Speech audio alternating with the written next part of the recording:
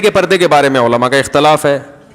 امام ابو حنیفہ رحمہ اللہ کی رائے یہ کہ چہرے کا پردہ فرض نہیں ہے. امام شافعی اور امام احمد بن حنبل کی رائے یہ کہ چہرے کا پردہ بھی فرض ہے. بالکل ایسے ہی وہ کہتے ہیں اس میں بھی سرے سے کوئی آپشن عورت کے پاس ہے ہی نہیں. وہ چہرہ لازمی ہر قیمت پہ اس نے چھپانا ہے, اس میں گنجائش کا پہلو نہیں ہے. جیسے سر کے بال چھپانے ایسے چہرہ بھی چھپانا. دیکھیں عورت کا جو پردہ ہے نا, ایک ہے بیسک پردہ بنیادی جو ہر عورت نے کرنا ہی کرنا ہے. وہ کیا ہے کہ پورا جسم چھپا ہوا ہو سوائے چہرے اور ہاتھ کے. یہ تو پوری امت کا اجماع ہے کہ اتنا پردہ تو عورت نے, بولو بھائی, کرنا ہی کرنا ہے. اس میں کسی کا اختلاف نہیں ہے. بال نہیں کھول سکتی, کلائیاں نہیں کھول سکتی, پنڈلیاں نہیں کھول سکتی, پاؤں, چہرہ اور ہاتھ. یہاں تک سمجھ میں آئی بات؟ یعنی یہ تو اس کا تو آپشن ہے ہی نہیں سر کے بال کھولنے کا یا سر سے چادر ہٹ جائے. دوسرا ہے چہرے کا پردہ. تو چہرے کے پردے کے بارے میں علماء کا اختلاف ہے. امام ابو حنیفہ رحمہ اللہ کی رائے یہ کہ چہرے کا پردہ فرض نہیں ہے. امام شافعی اور امام احمد بن حنبل کی رائے یہ کہ چہرے کا پردہ بھی فرض ہے. بالکل ایسے ہی وہ کہتے ہیں اس میں بھی سرے سے کوئی آپشن عورت کے پاس ہے ہی نہیں. وہ چہرہ لازمی ہر قیمت پہ اس نے چھپانا ہے, اس میں گنجائش کا پہلو نہیں ہے. جیسے سر کے بال چھپانے ایسے چہرہ بھی چھپانا. امام حنیفہ کی جو اصل رائے ہے وہ یہی ہے کہ چہرے کا پردہ فرض نہیں ہے اصل کے اعتبار سے. تو چہرے کا پردہ جو فرض ہے وہ جہاں فتنے کا خوف ہوگا تو وہاں فرض ہوگا, جہاں فتنے کا خوف نہیں ہے وہاں فرض نہیں ہے. فتنے کا خوف ہو پھر بھی فرض نہیں ہے, ایسی کسی فقیہ کی رائے نہیں ہے. کیونکہ قرآن مجید کی جو آیت ہے نا, یدنین علیہن من جلابیبہن, جب گھر سے باہر نکلو تو اپنے اوپر چادریں ڈال لیا کرو, تو ظاہر اس میں چہرہ بھی آئے گا. تو وہ فتنے کے خوف ہی کے موقع پر اللہ نے فرمایا. تو جہاں بھی فتنے کی نوعیت چاہے کسی بھی نوعیت کی ہو, تو اس پر علماء کہتے ہیں کہ جوان عورت کے چہرے میں فتنے کا خوف بہرحال موجود ہے. سارے تو مسائل چہرے ہی سے پیدا ہوتے ہیں نا, تو اس لیے فتنے کی وجہ سے چہرے کے چھپانے کا حکم دیا جائے گا. اور فتویٰ اسی پر ہے کہ اگر کوئی جوان عورت چہرہ نہیں چھپاتی تو وہ گنہگار ہوگی. امام حنیفہ کا جو قول ہے نا چہرہ فرض نہیں ہے, وہ اس صورت میں کہ جب فتنے کا خوف نہ ہو. یعنی یہ اس میں ایک نرم پہلو نکلتا ہے کہ بعض دفعہ ضرورت ہوتی ہے چہرہ کھولنے کی, بعض دفعہ خوف ہی نہیں ہوتا بالکل بھی. تو اب متاخرین حنفیہ کا فتویٰ اسی پر ہے, اور اسی پر تقریباً سارے علماء جو فقہ حنفی کو فالو کرنے والے ہیں سب متفق ہو چکے ہیں. اور آج سے نہیں, آج سے 700-800 سال پہلے یہ فتویٰ دیا جا چکا ہے کہ اب عورت کو چہرہ کھولنے کی اجازت نہیں ہے. کیونکہ نبی صلی اللہ علیہ وسلم کے دور میں باندیاں ہوتی تھیں, بیویاں بہت کثرت سے, تو حلال اتنا زیادہ ملتا تھا کہ حرام کی طرف لوگوں کے قدم نہیں جاتے تھے, اور وہ مواقع بھی نہیں تھے برائی کے. اب حلال میں پابندیاں لگ گئی ہیں اور حرام, تو اب لوگوں کی نظر اتنی صاف نہیں ہے. اب کوئی جوان عورت جائے گی تو بہت زیادہ امکان ہے کہ لوگ بری نیت سے اس کو دیکھیں گے. تو اس لیے عورت پر چہرہ چھپانا اس زمانے میں فرض ہے. بات آئی سمجھ میں؟ تو یہ تو ہو گیا. لیکن اس میں چونکہ اختلاف ہے اور ایک پہلو نکلتا ہے, تو جہاں شدید مجبوری ہوگی تو وہاں گنجائش دی جائے گی. مجبوری کا مطلب کوئی ایکٹر ہے, اداکارہ ہے, فلم ایکٹریس ہے, وہ توبہ کر رہی ہے, تو اب اس بیچاری نے جہاں ایسی بے حیائی میں زندگی گزاری, اب اس کو تھوڑا نرمی کی طرف کہ بھائی چلو تم وہ پردہ کر لو جو سب کا جس پر اتفاق ہے. Some thing is better than nothing. اب آپ اس کو مکمل کہیں گے جی وہ سر کے بال سے لے کے پاؤں کے ناخن تک, تو اس کے لیے مشکل ہوگا. بات آ رہی ہے سمجھ میں؟ تو ایک علماء صلحاء کے گھرانے کا معاملہ کچھ اور ہے, ایک بالکل لبرل عورت جو بیچاری توبہ کر رہی ہے, تو اس کو تو گنجائش کا پہلو دیا جائے گا نا. بھائی پہلے تو بالکل ہی ڈانس کرتی تھی, ناچتی تھی, گاتی تھی, ایکسپوز کرتی تھی, چلو اب اتنا ہو کہ چہرہ کھول لو, باقی جسم ڈھانپ لو. تو ایسے موقع پر اس کو گنجائش دی جائے گی, گنجائش کے فتوے سے فائدہ اٹھا کے. سمجھ لیں؟ یا کسی عورت کے لیے اور مشکلات پیش آ رہی ہیں معاشرے میں, بہت جینا حرام کر دیا, بعض دفعہ رشتہ دار طلاق تک دے دیتا ہے شوہر پردہ کرنے پر. تو جہاں عورت کو یہ خطرہ ہو کہ میاں طلاق ہی دے دے گا, تو عزیمت تو یہ کہ لے لے طلاق. لیکن وہ خطرہ ہے کہ بھائی طلاق کے بعد میں کہاں جاؤں گی, کسی برائی میں نہ پڑ جاؤں. تو پھر ایسی صورت میں بھی اس عورت کو گنجائش دی جاتی ہے, بھائی مجبوری ہے, تمہارا شوہر نالائق ہے, زبردستی کر رہا ہے, تو چہرہ دیور کے سامنے ایسی مجبوری میں کھولنے کی گنجائش ہوگی. انشاءاللہ گناہ بیوی کو نہیں ہوگا, شوہر کو پھر بھی گناہ ہوگا کہ مجبور کیوں کر رہا ہے اس کو. تو یہ ہے. تیسرا پردہ ہے وہ ہے تقویٰ. تقوی کا تقاضا یہ ہے کہ عورت سر کے بال سے لے کے پاؤں کے ناخن تک اپنے آپ کو, اچھا یہ جو بوڑھی عورتیں یہ چہرے کے پردے سے مستثنی ہیں, ان پر لازم نہیں کیونکہ اس میں فتنہ نہیں ہوتا. تو تقوی کا تقاضا یہ ہے کہ سر کے بال سے لے کے پاؤں کے ناخن تک اپنے آپ کو ڈھانپ لے, جیسے عرب عورتیں کرتی ہیں. دیکھا ہوگا دیندار عرب عورتیں ہاتھوں میں دستانے ہوتے ہیں. بعض حضرات یہ بھی کہتے ہیں اتنا پردہ اسلام میں نہیں ہے, پورا جن بنا دیا اس کو, ایسا یہ غلط ہے. اسلام نے پردے کو اپریشیٹ کیا ہے. جتنا زیادہ اپنی مرضی سے عورت پردہ کرے گی اتنا زیادہ پسندیدہ ہے. صحابیات میں مخدرات بھی ہوا کرتی تھیں. مخدرات کہتے ہیں وہ عورتیں جن کے جسم کے کپڑے پر بھی کسی کی نظر نہیں پڑتی تھی, اتنا اپنے آپ کو مردوں سے چھپاتی تھی. تو اسلام نے عورت جتنا زیادہ پردہ کرے گی اس کو اپریشیٹ کیا ہے. ہاں بشرطے کہ اس سے ضروری کاموں میں حرج نہ ہو رہا ہو. اب جوائنٹ فیملی میں بہو صاحبہ نے مخدرات میں شامل کر کے دروازہ بند کر کے کنڈی لگا دی کہ دیور کی میرے کپڑوں پہ بھی نظر نہیں پڑنی چاہیے, تو یہ تقوی کی یہ مقام تو حاصل ہو گیا, لیکن روٹیاں کون پکائے گا بھائی, گھر کا کام کون کرے گا ہے, یا جو بھی گھر کے کام کاج ہیں جو سب نے مل بانٹ کے کرنے ہیں, وہ تو ایسے موقع پر اس کو کہا جائے گا بھائی چہرے کا پردہ کریں آپ. باقی جتنا پردہ کام کاج کے دوران اگر کچھ تھوڑی بہت کلائیاں کھل جاتی ہیں یا ہاتھ کھل جاتے ہیں وہ معاف ہیں. امام یوسف رحمہ اللہ سے صراحتاً منقول ہے کہ جوائنٹ فیملی میں اگر گھر چھوٹا ہو, عورت برتن دھوتے ہوئے اس کی کلائی کھل جائے اور دیور کی نظر کلائی پہ پڑ جائے تو انشاءاللہ گناہ نہیں ہوگا, کیونکہ اس سے بچنا بہت مشکل ہے نا. آستین پوری یوں کر کے وہ برتن دھوئے گی تو آستینیں گیلی ہوتی ہیں, تو تھوڑا بہت اس کو آستینیں چڑھانی پڑتی ہیں, احتیاط کے باوجود بعض دفعہ نظر پڑ جاتی ہے. ہمارے یہ بھی فرمایا کرتے تھے عورت جوائنٹ فیملی میں پردہ کرے, چہرہ چھپائے, لیکن اگر بے احتیاطی میں چہرے پہ دیور کی نظر نہ چاہتے ہوئے غلطی سے پڑ جاتی ہے تو کوئی بات نہیں, معاف ہے. کیونکہ اب گھر میں رہتے ہوئے اتنی بے احتیاطی ہو جاتی ہے, اس میں زیادہ مسئلہ کھڑا کریں گے تو گھر کا ماحول خراب ہوتا ہے. تو پردہ کرے چہرے کا, لیکن اگر کبھی غلطی سے بے احتیاطی ہو جائے تو انشاءاللہ معافی ہے. لیکن میں آپ کو ایک بات بتاؤں, جو محتاط لوگ ہیں نا, ہمارے ایسے بہت سے اساتذہ ہیں جن کے گھروں میں کئی بھائی ہیں ماشاءاللہ, بیویاں بھی ساتھ رہتی ہیں, وہ کہتے ہیں 10 سال ہو گئے ہم جوائنٹ فیملی میں کبھی ہماری نظر اپنی بھابھی پہ نہیں پڑی. وہ بتاتے ہیں کہ نہیں غلطی سے بھی نہیں پڑی. تو تمیز اگر ایک دفعہ مارکیٹ میں آ جائے نا تو وہ ایسا غلطی سے بھی ہوتا نہیں, لیکن بہرحال ہو جائے تو معاف ہے. یار ہم تو 10 سال سے رہ رہے ہیں کبھی نظر بھی نہیں پڑی, اکٹھے رہ رہے ہیں نہیں پڑی. تو وجہ اس کی ہے کہ ان کو پتا ہوتا ہے بھائی بیگم آ رہی ہے یا بھابھی ہے, بھابھی آ رہی ہے تو نظر وہ خود ہی نیچے کر لیتے ہیں. بھائی ٹھیک ہے انہوں نے کھانا رکھا چلی گئی, نظر پہلے سے نیچے. جو جس کی نگاہیں خراب ہوتی ہیں نا وہ پہلے دروازے پہ یوں کر کے دیکھ رہا ہوتا ہے, آنے تو دو, پہلے دیکھوں گا میری بیگم ہے یا بھابھی آ رہی ہے, آنے دو. آئے گا اچھی طرح مطالعہ کرے گا, پھر کہے گا بھائی اسلام میں اچھا نہیں ہے. اور جو تقوی والا آدمی ہوتا ہے وہ نظر ریچ ہی کرتا ہے, وہ کہتا ہے اگر بیگم ہوگی تو خود ہی منہ سے بول دے گی نا کہ میں بیگم ہوں, تو نیچے رکھو وہ نظر. جب وہ کھانا لے کر آ رہی ہے کچن کے کھٹ پٹ سے اندازہ ہو گیا بھابھی کھانا لگا رہی ہے میرے لیے, تو بھائی پہلے سے نظر نیچے رکھ لو, وہ آئیں گی رکھ کے چلی جائیں گی, ٹھیک ہے نا. اور اگر بیگم ہے تو بیگم منہ سے خود ہی بول دے گی, بھائی بیگم تو ایسا بولتی ہے آپ کو پتا ہے, اس کو چپ کرانا مشکل ہوتا ہے.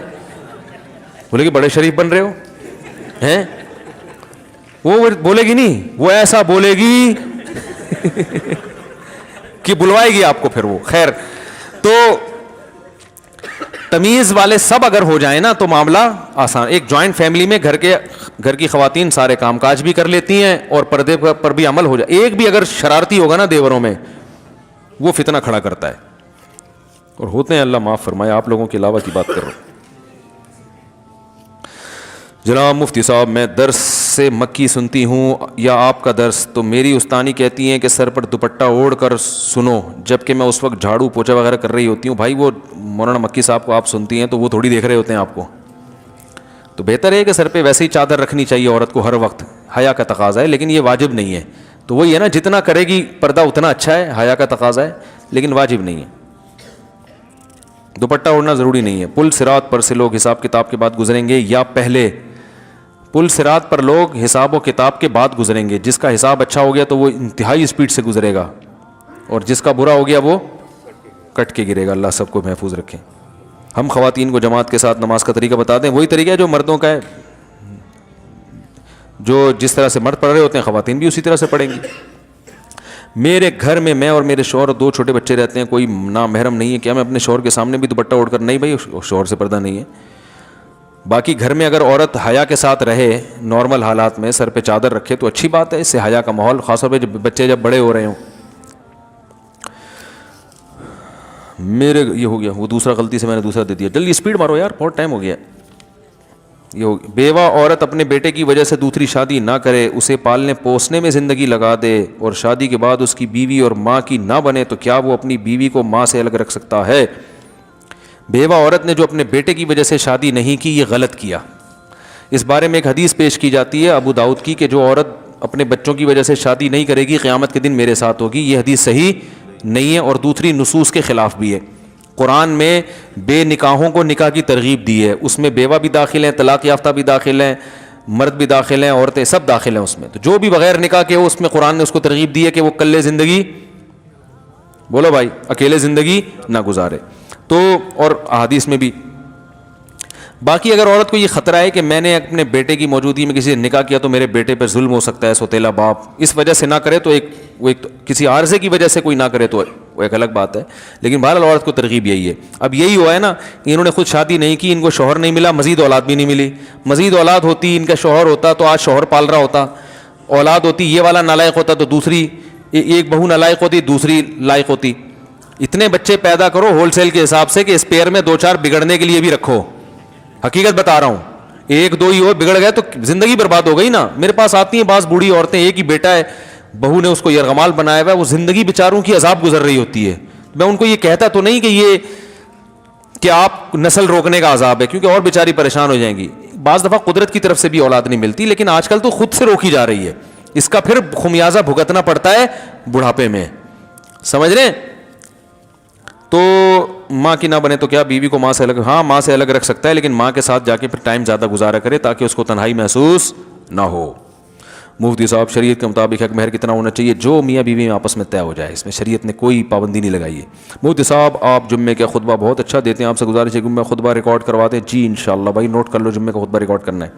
مفتی صاحب آپ نے جو گزشتہ جمعہ میں جو شرک پر بیان کیا, اس بیان سے کئی لوگوں نے غیر اللہ کو پکارنا اور ان سے مانگنا چھوڑ دیا. یہ رپورٹ پیش کی, انہوں نے مسئلہ نہیں پوچھا ہے. مفتی صاحب وہ 70,000 کون لوگ ہیں جو بنا حساب کے جنت میں جائیں گے؟ حدیث میں آتا ہے جو تعویذ گنڈے نہیں کرتے تھے, رقیہ نہیں کرتے تھے اور اللہ پہ توکل کرتے تھے, ایسے 70,000 لوگ جنت میں جائیں گے. تو توہمات کی دنیا, تعویذ جائز ہے مگر عزیمت کے خلاف ہے. گنجائش ہونا الگ چیز ہوتی ہے. اعلیٰ درجے کا توکل یہ ہے کہ اپنے آپ کو, علامہ نووی رحمہ اللہ نے اس حدیث کی شرح میں لکھا ہے کہ جو جائز تعویذ ہے اس سے بھی بچائے انسان اپنے آپ. دعاؤں پہ فوکس کرے, دعا, جب کوئی کام بگڑ جائے تو اللہ سے دعا مانگے, بس یہ زیادہ بہتر ہے. عشاء کی, مفتی صاحب کیا خواتین آپ کو ویڈیو میں دیکھ سکتی ہیں اور کیا میں خواتین کو ویڈیو میں دیکھ سکتا ہوں؟ مجھے خواتین ویڈیو میں دیکھ سکتی ہیں نہیں دیکھ سکتی, میں کوئی الگ سے کوئی میرے لیے شرعی حکام نہیں ہے. یہ سوال یہ ہونا چاہیے کہ کسی مرد عالم کو خواتین ویڈیو میں دیکھ سکتی ہیں کہ نہیں دیکھ سکتی. احتیاط کا تقاضا تو یہی ہے کہ نہ دیکھیں, ویڈیو منیمائز کر کے. ان کو دیکھ کے کیا کرنا ہے بھائی, منیمائز کر کے صرف آڈیو سنیں. اور اگر کسی کو فتنے کا دور دور تک کوئی اندیشہ نہیں ہے, کوئی غلط خیال نہیں آ رہے تو دیکھنا بھی جائز ہے. تو احتیاط کا پہلو یہ. اور اگر خدا نخواستہ کوئی فتنہ آ رہا ہے, کسی سے بھی آ سکتا ہے, وہ مجھ سے ضروری نہیں ہے, کوئی بھی عالم ہو فتنہ آ سکتا ہے, کوئی بھی کسی پہ لٹو ہو سکتا ہے. تو اگر ایسا لٹو مٹو ہونے کا چانس ہو رہا ہے تو بالکل حرام ہے دیکھنا. اپنے آپ کو فتنوں میں ڈالنا جائز نہیں ہے, پھر دین کے نام پہ شیطان جو ہے نا ورغلائے گا. اور آپ بھی خواتین کو بلا وجہ نہ دیکھیں. اگر کوئی ضرورت ہے کسی خاتون کو دیکھنے کی, جیسے فیمیل ٹیچر اس یونیورسٹی میں پڑھا رہی ہوتی ہے, مسلسل منہ نیچے کر کے پڑھنا ممکن ہوتا ہے, اور حکومت کو تو گناہ ملے گا کہ فیمیل میل کو کیوں پڑھا رہی ہے, لیکن اب سسٹم ایسا بنا ہوا ہے تو ایسی مجبوری میں دیکھ سکتے ہیں. اس میں بھی شرط یہ ہے کہ دل میں خیالات برے نہ آئے, ٹھیک ہے نا, اپنی بہن سمجھ کے, امی سمجھ کے دیکھیں آپ ان کو. اور اس میں بھی حتی الامکان احتیاط کریں, کیونکہ ایسی موقع پہ ضرورت ہوتی ہے. انٹرویو دینے کہیں گئے ہیں تو فیمیل کوئی خاتون انٹرویو لے رہی ہوتی ہیں جاب, اب آپ منہ نیچے کر کے انٹرویو دیں گے, وہ نہیں, اچھا نہیں سمجھا جاتا اس کو. تو آپ بقدر ضرورت اس کی طرف دیکھ کے آپ انٹرویو دے سکتے ہیں اس کو. یہ کسی سے بات کرنی پڑ جائے, کبھی مجبوری میں دیکھنا پڑ جائے, تو بلا وجہ پھر ڈرامے فلمیں دیکھنا شروع کر دیں, یہ کہاں سے جائز ہے؟ تو کوئی ضرورت ہو تو ٹھیک ہے, ضرورت نہیں ہے تو ٹھیک نہیں ہے. اور اگر ضرورت ہو لیکن فساد کا خطرہ ہو, برے خیالات کا خطرہ ہو, تو یہ بالکل جائز نہیں ہے. اور خطرہ ہر آدمی کے لیے, کنواروں کو خطرے زیادہ ہوتے ہیں, میرڈ آدمی کے لیے خطرہ کم ہو جاتا ہے. تو یہ بھی فرق ہے اس میں. تو میں ہم چھڑے چھاٹوں کو تو قطعاً اجازت نہیں دیتے کہ وہ یوٹیوب پہ یا ادھر ادھر کسی اچھی نیت سے بھی انٹی کو دیکھنے کی کوشش کریں. آپ اچھی نیت نہیں, آپ کا دماغ جو ہے نا کسی اور طرف جائے گا. عشاء کی نماز کے بعد 2 رکعت نفل یا سنت حضور صلی اللہ علیہ وسلم سے بیٹھ کر پڑھنا ثابت ہے یا نہیں؟ بہت سارے لوگ کرتے ہیں، بیٹھ کے پڑھنا ثابت ہے مگر آدھا ثواب ہے اس میں. کوئی بھی نوافل بیٹھ کے پڑھے جا سکتے ہیں، نبی صلی اللہ علیہ وسلم سے ثابت ہے مگر آدھا ثواب ہے. کیا حکیم صاحب کے لیے جائز ہے کہ وہ ہر آنے والی عورت کی نبض ہاتھ پکڑ کر دیکھیں اور درمیان میں کوئی حائل نہ ہو؟ نہیں، جائز نہیں ہے. ان کو چاہیے کہ ہاتھوں میں گلوز پہنے، باریک گلوز بھی آتے ہیں نا، اس سے نبض کی بھی حرکت کا اندازہ ہو جاتا ہے. تو یہ حکیم کوئی بھی ہو اس طرح سے نبض دیکھ سکتے ہیں، ورنہ بلا حائل عورت کو ہاتھ لگانا جبکہ ضرورت بھی نہیں ہے نا، ایک کام گلوز سے بھی ہو سکتا ہے. مفتی صاحب تفسیر قرآن میں سب سے بہترین تفسیر کون سی ہے جو گھر میں تمام افراد پڑھیں؟ یعنی مفتی شفیع صاحب کی حکیم الامہ مرحوم تھانوی رحمہ اللہ کی سب سے بہترین تفسیر علماء کے لیے بیان القرآن حضرت مولانا اشرف علی تھانوی رحمہ اللہ تعالیٰ کی. ابھی عصر کے بعد مغرب کے بعد میں اس کا مطالعہ کر رہا تھا تو میں ایک دوست بیٹھے ہوئے تھے، ان کو بتا رہا تھا یار یہ ایسی تفسیر، وہ قرآن کو حل کیا، اس میں زیادہ ادھر ادھر کی باتیں بھی نہیں ہیں، ٹو دا پوائنٹ بات ہوتی ہے، اور لیکن وہ علماء کے سمجھنے کی، عوام کے سمجھ میں ہے اردو میں مگر پھر بھی وہ علماء کو سمجھنے کی ہے. عوام کے لیے معرف القرآن بھی ٹھیک ہے، اور ابھی حضرت مفتی تقی عثمانی صاحب کا جو آسان ترجمہ ہے وہ بہت آسان ہے، عوام کے سمجھنے کے لیے بہت اچھا ہے. بہت ساری تفسیریں، جو سب سے اچھی ہے میری نظر میں وہ میں بتا رہا ہوں. استاد جی جمعے کے دن بیان کے بعد لوگ چلے جاتے ہیں اور سنتیں اکثر بھول جاتے ہیں، تو پلیز نصیحت کریں بھائی، سنتیں پڑھا کرو، سنتیں موقع ہیں. یہ مولانا طارق جمیل صاحب نے داڑھی پر کلر لگایا ہوا ہے یا ٹھیک ہے، یا یہ ٹھیک ہے یا نہیں؟ وہ ویڈیو میں ان کی داڑھی کالی لگتی ہے، میں ان سے کئی دفعہ ملا ہوں، ان کی داڑھی پہ بلیک کلر نہیں ہے، براؤن کلر ہے. کیمرہ جو ہے نا کلر ہی چینج کر دیتا ہے، کیمرے کے تو اپنے کلر ہوتے ہیں نا، تو ان کی داڑھی بلیک نہیں ہے بلکہ تو براؤن کلر لگانا جائز ہے. کئی دفعہ ملا ہوں تو بالکل الگ کلر نظر آ رہا ہوتا ہے، جو کیمرے میں تو بلیک نا، ویسے جب ملو تو صاف پتہ چل رہا ہوتا ہے یہ بلیک کلر نہیں ہے، براؤن کلر ہے. تو کلر لگا سکتے ہیں اور داڑھی کو رنگین بھی کر سکتے ہیں. آپ صلی اللہ علیہ وسلم نے حضرت ابو بکر کے والد کو جب دیکھا کہ سفید داڑھی ہے تو آپ نے فرمایا کہ اس رنگ کو تبدیل کر دو لیکن کالے رنگ سے بچو، تو آپ نے ترغیب دی. تو اور خاص طور پہ علماء کے لیے تو یہ اس لیے بھی اور زیادہ مستحب ہے کہ دیندار لوگوں کی اگر پرسنالٹی ایک زیادہ دیکھنے میں خوبصورت لگتے ہیں نا، تو بات اثر بھی انسان کی شخصیت کا بھی بڑا اثر پڑتا ہے. دیکھو تمام پیغمبر خوبصورت آئے ہیں، کوئی پیغمبر بدصورت نہیں بھیجے اللہ نے، کیونکہ شکل و صورت کا بڑا اثر پڑتا ہے، یہ نیچر ہے انسان کی. گورے پتہ ہے کیا کہتے ہیں؟ خوبصورت لوگوں کا کامیاب ہونے کا چانس بدصورتوں سے زیادہ ہے، ان کو لوگ جلدی قبول کر لیتے ہیں، حالانکہ اس کا عمل سے تعلق نہیں ہے لیکن ایک انسانی نیچر ہے. تو اب کوئی بدصورت ہے تو بھائی وہ دوسرے طریقے سے اعمال میں خوبصورتی پیدا کر کے اس کو پورا کر لے. قد چھوٹا ہے آپ کا تو آپ اعمال ایسے کرو جن کا قد بہت اونچا ہو، تو اس طرح سے تلافی ہو سکتی ہے.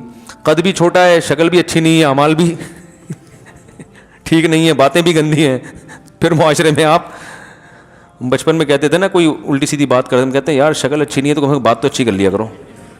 چلو شکل تو اللہ نے بنا لی، بات تو خود سوچ کے کر رہے ہو نا. یہ بڑا بچپن میں ملفوظ چلتا تھا.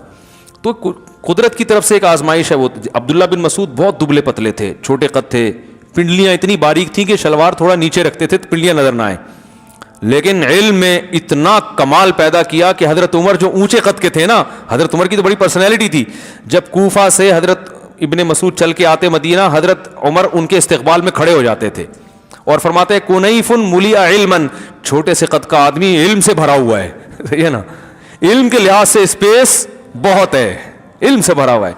تو اس طرح سے تلافی کرنی چاہیے، کیونکہ جو خوبصورت ہے اگرچہ اعمال اچھے بھی نہ ہوں لیکن پھر بھی لوگ بعض دفعہ خوبصورتی کی وجہ سے اس سے محبت کر لیتے ہیں، تو اس کے پاس ایک آپشن ہے. ٹھیک ہے نا، جو بیچارہ خوبصورت نہ ہو پھر اعمال بھی اچھے نہ ہوں، اس کی ناکامی کا چانس زیادہ ہوتا ہے. اور اگر اعمال اچھے کرے گا تو اللہ اس کی میں اگر خوبصورتی نہیں ہے تو اس کی بھی تلافی قیامت کے دن کر دے گا، اس کے نعم البدل عطا کرے گا اس کو قیامت کے دن. تو علماء کو چاہیے ویسے بھی اپنا پرسنالٹی کا بہت زیادہ خیال کریں تاکہ لوگوں پر ان کی بات زیادہ اثر کرے. سفر میں سنت نفل پڑھ سکتے ہیں یا نہیں؟ سفر بھائی کئی دفعہ بیان کر چکا ہوں، دو طرح کا ہوتا ہے. ایک ٹریول کرتے ہوئے آپ جا رہے ہیں، یہاں سے لاہور جا رہے ہیں ٹرین میں، تو ایسے موقع پہ تو صرف فجر کی 2 سنتیں پڑھیں اور وتر پڑھیں، باقی سنتیں چھوڑ دیں. لیکن اگر کہیں مقام پہ پہنچ چکے ہیں 12 دن کے لیے 10 دن کے لیے، تو ہیں تو مسافر لیکن وہ مشقت بالکل ختم ہو گئی ہے، تو اب وہاں پر سنت موقدہ ہی رہتی ہیں. حدیث میں جو نبی صلی اللہ علیہ وسلم سے سفر میں سنتیں چھوڑنا ثابت ہے وہ ٹریولنگ کے دوران والی روایات ہیں. کیا بچوں پر کوئی نام بھاری پڑتا ہے؟ کچھ نہیں بھاری پڑتا ہے، جو نام رکھو اچھا سا نام رکھو. مفتی صاحب بیان کے وقت کو تھوڑا مختصر کریں، لوگ بہت دور سے آتے ہیں، اجازت دیتے ہیں. کون ہے بھائی یہ؟ ایک صاحب بولتے ہیں کہ آپ عالم نہیں ہیں، آپ کے پاس جو ڈگری ہے وہ جعلی ہے، اور یہ بھائی جو مجھے عالم نہیں سمجھتا وہ بیان نہ سنے. کیا خیال ہے بھائی؟ بولنے پر تو کوئی بھی کچھ بھی بول سکتا ہے، گورنمنٹ کی طرف سے کوئی پابندی نہیں ہے، کوئی بھی کچھ بھی بول لے. آج کل سردی، انہوں نے جو ایسا الزام لگا رہے ہیں وہ ڈگری دیکھی ہے میری، انہوں نے جعلی ہے یہ اچھی ہے. آج کل سردی کے موسم میں اگر غسل فرض ہو جائے تو گیزر کی سہولت بھی نہیں ہے، تو پھر کیا کریں؟ غسل کریں. نماز چھوڑنے کی اجازت نہیں ہے، رات کو پانی گرم کریں چولہے پہ تمیز سے اور نہائیں. فرض نماز چھوڑنے کی اجازت کسی قیمت پہ نہیں ہے. کچھ عرصے بعد میری شادی ہے، میں اگر آپ کو ولیمے میں دعوت دوں تو آپ تشریف لائیں گے؟ نہیں، ٹائم شارٹ ہے بھائی، ٹائم شارٹ چل رہا ہے مارکیٹ میں. اب میں دعوت میں جا کے نا پھر اتنا اپنے آپ کو برا بھلا کہتا ہوں، رات کو دیر سے کھانا، پھر دیر سے نیند، پھر بدعزمی، پھر ساری صبح کی ترتیب. ان کی تو دعوت ہو گئی اور ہمارا بیڑا غرق ہو گیا اس سے، ایسی کی تیسی ہو جاتی ہے، سارا دن خراب گزرتا ہے، سارے کام رہ جاتے ہیں. تو بھائی جس کو بڑی محبت ہے، یا تو وہ دوپہر کا، اب پھر دوپہر کو لوگ بلانا شروع کر دیں گے، جس کو بہت محبت ہے وہ بس محبت کا ویسے اظہار کر دے. ہاں بعض دفعہ لوگ نکاح پڑھانا چاہتے ہیں مجھ سے، تو اس کا ہم جو ہے نا، وہ بہت سارے لوگ ہیں جو نکاح پڑھوانا چاہتے ہیں، تو نکاح پڑھوانے میں تو کوئی ٹائم لگتا نہیں ہے، تو اس کا ہم ایک ایسا ٹیکنیکل طریقہ بھی نکال رہے ہیں، آن لائن کوئی سسٹم بنا دیں گے کہ پوری دنیا میں. اور اس میں فائدہ یہ بھی ہوگا کہ بہت سے لوگ سادگی سے نکاح کرنا چاہتے ہیں، یہ تو شریعت میں ترغیب ہے نا اس کی. تو جب سارے کام آن لائن ہو رہے ہیں تو نکاح بھی کیسا ہونا چاہیے؟ ارے تم ادھر ہی بیٹھو، تم ادھر ہی بیٹھو، ادھر ہی صحیح ہو جائے گا. آج ہمارا مغرب کے بعد مشورہ ہوا ہے، ایک ہمارے دوست ہیں بڑے زبردست مشورے لے کے آتے ہیں مارکیٹ میں.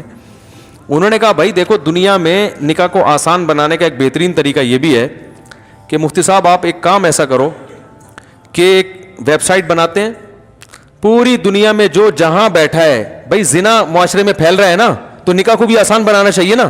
بہت سے لوگوں پریشان ہوتے ہیں کہ کیا کرنا ہے، تو بھائی جو جہاں بیٹھا ہے وہیں بیٹھے بیٹھے اس کی شادی اس سے ہو جائے جو جہاں بیٹھی ہوئی ہے، کہیں دور جانے کی ضرورت نہیں ہے. رجسٹریشن ہم مکمل نادرا سے کروا کے دے دیں گے اس کی. لڑکا امریکہ میں بیٹھا ہوا ہے، چیٹنگ ہو رہی ہے اس کی، ناروے میں لڑکی سے پھنسا گئے، آپس میں سیٹنگ ہو گئی. بھائی حرام ہے یہ سیٹنگ، نکاح کرو. ابے نکاح لوگوں کے نا، لڑکی والے آئیں گے تو لڑکے والے جائیں گے، تو پھر یہ ہوگا، تو پھر فلانا ہوگا، پھر قاضی کو تلاش کریں گے. بھائی آن لائن نکاح ہے، آپ اس کو بولو تم وہی ناروے میں بیٹھو، پہلے نکاح کر لو، پھر آپس کی انڈرسٹینڈنگ سے جو طے کر لو کہ بھائی کہاں جانا ہے، کہاں رہنا ہے، کیسے ملنا ہے. ہاں اس میں یہ ہوگا کہ اگر نو عمر لڑکیاں ہیں تو ان کے ابا کی بھی پرمیشن، وہ ہم ایسا نہیں کہ بچیوں کو باغی بنا دیں، اس کا خیال کریں گے ہم. اور جو ایجڈ خواتین ہوتی ہیں وہ تو شریعت نے ان کو خود اختیار دیا ہے، تو یا طلاق یافتہ یا بیوہ، ان کو تو اختیار ہے نا. تو کنواری جو نو عمر لڑکیاں، ان کے بارے میں ڈر ہوتا ہے کہ لڑکا الو نہ بنا رہا اس کو، کہ بھائی مفتی صاحب کی آن لائن نکاح ہوتا ہے، ابھی پڑھوا لوں، پڑھوا کے بیچاری کا بیڑا غرق کر دے گا، تو چھوڑ دیتے ہیں بعض دفعہ. تو اس میں میرا اصول یہ ہے کہ کوئی نو عمر لڑکی آتی ہے نا، میرا فلاں سے نکاح پڑھا دیں، میں کہتا نہیں بھائی باپ کو لے کر آؤ، ابا کے بغیر. کہنے نہیں بہت اچھا ہے. میں نے کہا ابھی اچھا ہے نکاح سے پہلے، جب نکاح ہو جائے گا ابا انوالو ہے نہیں، خاندان ہے نہیں، لٹکا کے چھوڑ دے. دیکھو اللہ کے خوف سے بیوی کے حقوق تو بہت ہی کم لوگ ادا کرتے ہیں، سالے اور سسر کے خوف سے جتنے حقوق ہیں نا آج کل وہ ان کے خوف سے ادا ہو رہے ہیں. تو بھائی ابا کو لے کر آؤ. ہاں میچور لڑکی ہے وہ ایک الگ بات ہے، وہ اپنا اچھا برا سمجھتی ہے. جو نو عمر بچی ہیں وہ تو نہیں. تو ایسا سیٹ اپ انشاءاللہ ہم بنائیں گے کہ بھائی تم امریکہ میں بیٹھے رہو، تم جاپان میں بیٹھے رہو، اور ہم یہیں بیٹھے ہوئے ہوں گے، اور ایک LED لگا دیں گے. گواہ بھی ہم ہول سیل ان کا کچھ کمیشن بھی رکھ لیں گے گواہوں کا. جب تمہیں فون کیا 50 روپے میں تمہیں یہاں پہنچنا ہے. سمجھ رہے ہو نا؟ جب بھی فون کیا جہاں بھی ہوگے، تاکہ آسان ہو نا، تو 50 روپے میں تمہیں یہاں، وہ کمیشن 50 یا 100 یا جو بھی وہ تو مشورہ کر لیں گے. اور نادرا مادرا کا بھی جو بھی حساب ہے وہ کسی کے ذمہ لگایا. تو جو مجھے مشورہ دے رہے تھے، میں نے کہا پھر یہی بسم اللہ کر کے آپ ہی شروع کرو، بتاؤ نکاح میں پڑھاؤں گا، کیونکہ وہ تو لوگ دلچسپی لیتے ہیں نا کہ بھی مولانا صاحب پڑھائیں. تو اور یہ یہیں بیٹھے بیٹھے ہو جائے گا، آپ کا بھی ٹائم بچے گا اور ہمارا بھی. اب ہم جا رہے ہوتے ہیں لانڈی جا رہے ہیں نکاح پڑھانے کے لیے، راستے میں پھنس گئے. اپنی شادی میں اتنی ٹینشن نہیں ہوئی تھی جتنی لوگوں کی شادیوں میں ٹینشن ہوتی ہے یار ہمیں. اپنی تو ہم بڑے آرام سے ہو گئی تھی, کوئی تھا ہی نہیں. صحیح ہے, دوسری تو ایسے ہی ہوتی ہے بھائی. تو اب کسی اور کے نکاح پڑھانے, پھر وہ دولہا والے آ رہے ہیں, دلہن والے آ رہے ہیں. او بھائی اتنی ٹینشن یار, تم کتنا ٹائم تم نے ہمارا پی گیا, تو یہیں بیٹھے بیٹھے بھائی تم وہیں بیٹھو, وہیں بیٹھو, ادھر ہی بیٹھو. اور یہ بھی ممکن ہے میں اپنی جگہ کسی نمائندے کو بھیج دوں, تم گواہ ہوا ہے, میں آن لائن نکاح پڑھاؤں گا, یا کوئی بھی مولانا صاحب پڑھا دیں گے جو کسی اور سے پڑھوانا چاہے. ایک سسٹم آ جائے گا نا لوگوں کے پاس, بھائی فلاں سے پڑھوانا ہے تو بھائی سسٹم ہے ہمارے پاس, اس سسٹم کے تحت آپ نے جس سے پڑھوانا ہے پڑھوا لیں آپ. ابھی ہمارے ایک ریلیٹیو تھے, ان کی شادی ہونے والی ہے نا, تو میں سوچ رہا تھا حضرت مولانا طارق صاحب سے نکاح پڑھواؤں. تو میں نے کہا یار ان کو فون کر کے بلانا لے جانا, اتنی ٹینشن. تو میں نے کہا ڈیجیٹل سسٹم کے تحت ان سے بولوں گا حضرت وہیں سے بیٹھے بیٹھے پڑھا دیں. اب میری بات ہوئی نہیں ہے ان سے, لیکن یہ بڑا ٹیکنیکل طریقہ ہے بھائی, یہ سسٹم کا فائدہ اٹھاؤ نا, فائدہ اٹھاؤ, آسان کر دو نکاح کو. تو وہیں میں نے ایسے نکاح پڑھائے بھی ہیں. لڑکی کینیڈا میں تھی, لڑکا دبئی میں.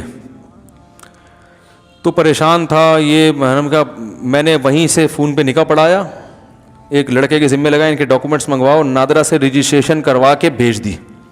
لڑکی کے ابا شادی نہیں کر رہے تھے, بڑے اللہ ان کو ہدایت دے, کر کے ہی نہیں دے رہے تھے بچی کی شادی نا, بچی بڑی ہو گئی تھی. تو ہم نے جب نادرا کا سرٹیفکیٹ, لڑکی کی عمر زیادہ تھی, بھیج دیا. ابا نے دیکھ لیا کام پکا ہو گیا بیٹا. تو پھر ابا نے مجھے بلایا دعوت میں کہ اب تو ہو ہی گیا کام, اب ایک شادی پبلک کو دکھانے کے لیے بھی کر لیں. انہوں نے مجھے خود کہا کہ بھائی بدنامی نہ ہو. میں نے کہا حرکتیں ایسی نہ کیا کرو نا کہ بچیوں کے, یہ ان سے کہا تو نہیں, دل میں سوچ رہا تھا بچی کی عمر دیکھو کتنی ہو گئی ہے, کر ہی نہیں رہے, دلچسپی نہیں ہوتی بعض لوگوں کو. سب کی بات نہیں, بہت سے ایسے بھی ہوتے ہیں. کام پکا ہو گیا بھائی, لڑکا بھی برائی سے بچ گیا, لڑکی بھی, اور ماشاءاللہ بڑی ہنسی خوشی زندگی گزار رہے ہیں. تو ان کے نے کہا اب ایسے بھی پڑھا دو. ہم نے کہا چلو ویسے بھی پڑھا دیتے ہیں پبلک کو دکھانے کے لیے, تو آپ بھی خوش ہو جائیں گے. یہ جھوٹی موٹی کا نکاح ہوا دوسرا, پہلا سچی مچی کا تھا, وہ نادرا بالکل. تو میں نے کہا دولہا سے کہا ساری زندگی یہ نادرا کا فارم سسرال سے چھپا کے رکھنا ہے. وہ بولیں گے یار شادی اس تاریخ کو ہوئی تھی, ڈیٹ وہ والی ڈلی. یہ بھی بڑا زبردست سین ہو جاتا ہے بعض دفعہ. تو لیکن میں نوعمر بچیوں کے ساتھ ایسا نہیں کرتا. ان کو تو کوئی لڑکا, اور بعض دفعہ دولہا کو انسان ذاتی طور پہ جانتا ہے, اس کو پتہ ہوتا ہے کہ یار یہ خراب آدمی نہیں ہے. تو ایسا کوئی سسٹم انشاءاللہ بنا رہے ہیں. پھر آپ جہاں آپ لانڈی میں بیٹھے بیٹھے آپ کی شادی ہو جائے گی. لڑکی اورنگی ٹاؤن میں رہتی ہے, آپ لانڈی میں رہتے ہیں, بھائی نکاح پہلے نمٹاؤ یار, بعد میں پھر طے کرتے رہنا رخصتی کیسے ہوگی. کیا خیال ہے, کام سائڈ پہ لگاؤ, گڈی نو سائڈ پہ لاؤ. سارا مسئلہ نکاح سے پہلے کا ہوتا ہے. نکاح تو کر دو نا, پھر باتیں کرو, پھر خود ہی طے کرو اپنی بیگم سے فون پہ بات کر کے کہ ہم بتاؤ کس طرح سے آپ شادی چاہتی ہو, کتنے افراد آنے چاہیے, مہر کتنا ہونا. مہر تو خیر نکاح میں پہلے سے طے ہو جاتا ہے.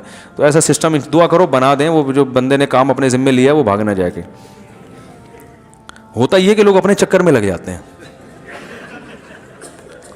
وہ اپنے لیے اچھے اچھے نا رشتے چھاننا.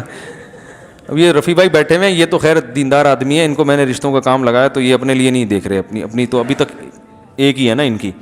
ورنہ بعض دفعہ یہ بھی خطرہ ہوتا ہے کسی سے رشتوں کا کام لو, وہ سارے چھانٹ کے نا اپنے لیے اچھے اچھے پیس اپنے لیے الگ کر لیتا ہے. اچھا بھائی گزارش عرض ہے کہ ایک مسئلے میں فرمایا جو کھیل بہت زیادہ ہو گیا یار, بہت لمبا ٹائم ہو گیا ہے, تھک گئے ہیں لوگ بھی.